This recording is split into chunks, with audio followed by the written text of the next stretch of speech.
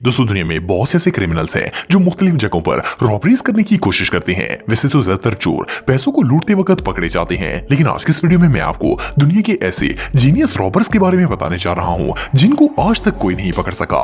बैंकों central robbery. दोस्तों इस बात में कोई शक नहीं है कि बैंक रॉबरी एक बहुत बड़ा लॉस होता है। इसमें ना सिर्फ इन लोगों का नुकसान होता है जिन्होंने बैंक में पैसे इन्वेस्ट किए होते हैं, बल्कि हुकूमत और बैंक दोनों को ही बहुत बड़े लॉस से गुजरना पड़ता है। 2015 में ब्राजील के शहर फोर्ट जिला के सेंट्रल बैंक में भी एक ऐसा ही वाकया पेश आया था। इस रॉबरी को दुनिया की सबसे बड़ी रॉबरीज में से एक माना जाता है। ये बैंक 2 माह की प्लानिंग और एक कंप्लीट स्ट्रेटेजी के साथ लूटा गया था। इसके मेन रॉबर्स 2 लोग थे। इन्होंने बैंक से 2 ब्लॉक्स के फासले पर एक प्रॉपर्टी रेंट पर ली थी और इस दुकान को खरीदने के बाद इन्होंने अंदर ही अंदर एक सुरंग खोदना शुरू कर दी थी। 2 माह तक वो इस सुरंग को खोदते रहे और ये कई 100 फुट लंबी हो गई थी, जो कि सीधा बैंक वॉल्ट में जाकर निकल आई थी। जब वो टनल बनाने में कामयाब हो गए तो इन्होंने बैंक वॉल्ट के सेंसर्स और अलार्म को डिसेबल कर दिया।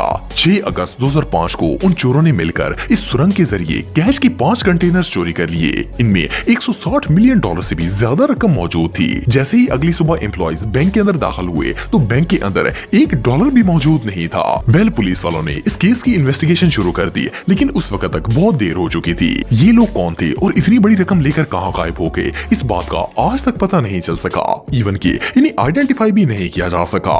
ये रियली अनबिलीवेबल है। Lebanese bank robbery. दोस्तों आप में से बहुत से लोग 1976 में लेबनान में होने वाली सिविल वॉर के बारे में जानते होंगे। इस जंग में मुल्क के हालात इतने खराब हो गए थे कि पूरा लेबनान ही बर्बादी के अरूज पर पहुंच गया था। इसे सूरत हाल से फायदा उठाते हुए कुछ रॉबर्स ने मुल्क के सबसे बड़े बैंक ब्रिटिश बैंक को लूटने का फैसला किया। ये 20 जनवरी 1976 का दिन था। ये लोग सबसे पहले बैंक के साथ जुड़े हुए कैथोलिक चर्च में एंटर हुए। बैंक और चर्च की दीवार आपस में जुड़ी हुई थी और ये 8 लोग थे। इनके पास M16 मशीन गन्स मौजूद थी। आप बिलीव नहीं करेंगे कि इन्होंने फायरिंग करके दीवार में सुराख करना शुरू कर दिया और इस तरह दीवार में सुराख करके ये बैंक के अंदर एंटर हो गए। असल में मुल्क के हालात इतने खराब थे कि किसी की भी तवज्जो बैंक की तरफ नहीं थी और ये लोग इसका फायदा उठाकर बैंक की वॉल्ट तक पहुंच गए थे। आप बिलीव नहीं करेंगे कि इन लोगों ने बैंक में एंटर होकर सिक्योरिटी गार्ड्स को अपने साथ मिला लिया। ये पूरे 2 दिन तक बैंक को लूटते रहे।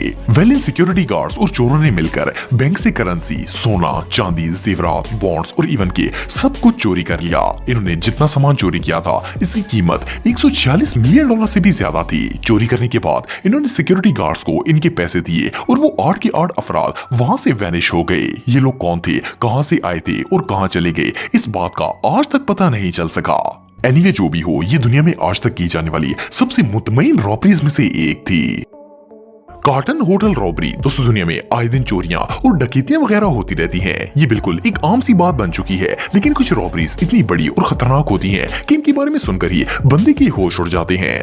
2003 में फ्रांस के शहर कैनस में भी एक ऐसी ही रॉबरी हुई थी। 2003 के अंदर कैनस के सबसे बड़े होटल कार्टन होटल में एक बहुत बड़े बिलियनियर ने अपने ज्यूस की नुमाइश रखी हुई थी। इसका नाम लेव एवेनरो था और ये इसराइल का रहने वाला था। 28 जुलाई 2003 को इस होटल के अंदर एक शख्स मास्क पहनकर एंटर हुआ। इसके हाथ में एक गन भी मौजूद थी।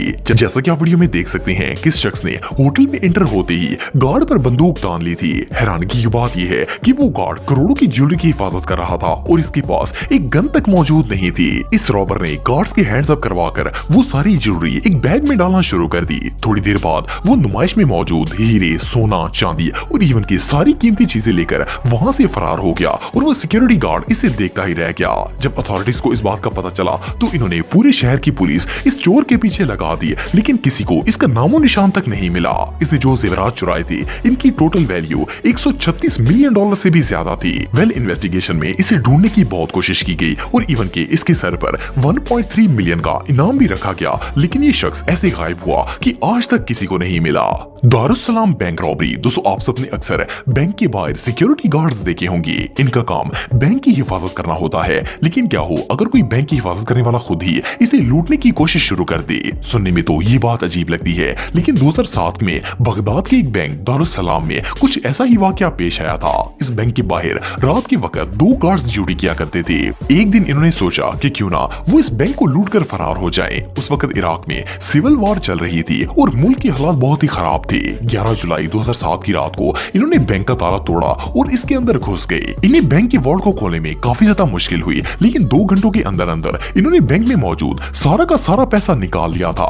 वेल उस वक्त बैंक के अंदर 282 मिलियन डॉलर मौजूद थे। इस रॉबरी को हिस्ट्री की सबसे बड़ी रॉबरी कहा जाता है। इवन कि इसके बारे में Guinness book of world record में भी लिखा गया है। सबसे हैरानगी की बात यह है कि वो दोनों गार्ड्स इतना सारा कैश लेकर वहां से ऐसे गायब हो गए जैसे इन्होंने किसी का पर्स चुराया हो। इन दोनों को ढूंढने की बहुत कोशिश की गई लेकिन इनका कोई पता नहीं चल सका। ये दोनों शख्स आज भी लापता हैं। Airport diamond robbery. दोस्तों दुनिया में जितनी भी रॉबरीज होती हैं इनमें एंड पर पुलिस या इन्वेस्टिगेशन ऑफिसर्स चोरों को पकड़ने में कामयाब हो ही जाते हैं, लेकिन कुछ रॉबरीज ऐसी भी होती हैं जिनमें क्रिमिनल्स को पकड़ना तो दूर इनका नामो निशान ढूंढना भी मुश्किल हो जाता है। ये भी एक ऐसी ही स्टोरी है।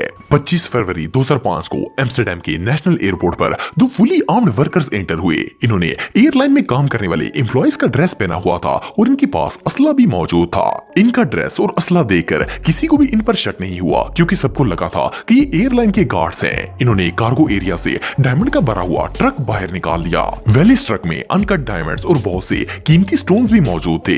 इन्हें एम्स्टरडेम से बेल्जियम लेकर जाया जा रहा था। वेल इन चोरों को वहां पर काम करने वाले बहुत से वर्कर्स ने देखा भी था लेकिन किसी ने इन पर खास तवज्जो नहीं दी। सबको यही लगा था कि ये एयरलाइन एम्प्लॉइज हैं, लेकिन असल में ये दोनों रॉबर्स थे। इस वाकये के 1 घंटे बाद सिक्योरिटी को एयरपोर्ट के बाहर एक खाली कार्गो ट्रक नजर आया। जब जांच पड़ताल की गई तो पता चला कि ये वही डायमंड से भरा हुआ ट्रक था, लेकिन वो लोग कौन थे और डायमंड्स लेकर कहां फरार हो गए इस बात की कोई समझ नहीं आ सकी। इन कीमती हीरों की कीमत 72 मिलियन डॉलर से भी ज्यादा थी, लेकिन इन रॉबर्स का आज तक कोई सुराग नहीं मिल सका। इवन की पुलिस ये भी नहीं जानती कि इन रॉबर्स ने उन हीरो को बेचा कहां था और ये कहां पर फरार हो गए थे।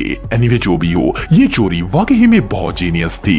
Isabella museum robbery. दोस्तों अब जिस रॉबरी के बारे में मैं आपको बताने जा रहा हूँ इसे हिस्ट्री की सबसे बड़ी रॉबरीज में शुमार किया जाता है। ये डकैती 1990 में बॉस्टन के एक प्राइवेट म्यूजियम में की गई थी। इसका नाम इसाबेला गार्डनर म्यूजियम था। ये रात के 1 बजे का वक्त था और म्यूजियम के बाहर 2 गार्ड्स भी मौजूद थे। इनका कहना था कि 2 अफराद पुलिस का यूनिफॉर्म पहनकर इनके पास आए और इनसे पूछगछ करना शुरू कर दी। कुछ देर बाद इन पुलिस वालों ने इन दोनों गार्ड्स के हाथों पर हथकड़ियां लगा दी और इन्हें एक साइड पर खड़ा कर दिया। जब इन गार्ड्स ने पूछा कि इनके हाथों पर हथकड़ियां क्यों लगाई गई हैं, तो इन्होंने बताया कि ये पुलिस वाले नहीं बल्कि असल में रॉबर्स हैं और वहां डकैती करने के लिए आए हैं। इसके बाद इन्होंने म्यूजियम के ताले तोड़कर वहां से 13 बहुत ही कीमती पेंटिंग्स चोरी करके अपनी वैन में रख ली। गार्ड्स का कहना था कि इन लोगों के पास असला भी मौजूद था। एनीवे जो भी हो, वो लोग पेंटिंग्स लेकर वहां से फरार हो गए। इस वाकये के बाद आज तक वो दोनों शख्स और वो पेंटिंग्स पूरी दुनिया में कहीं भी नजर नहीं आई। इवन कि इन्हें ब्लैक मार्केट में भी सेल नहीं किया गया।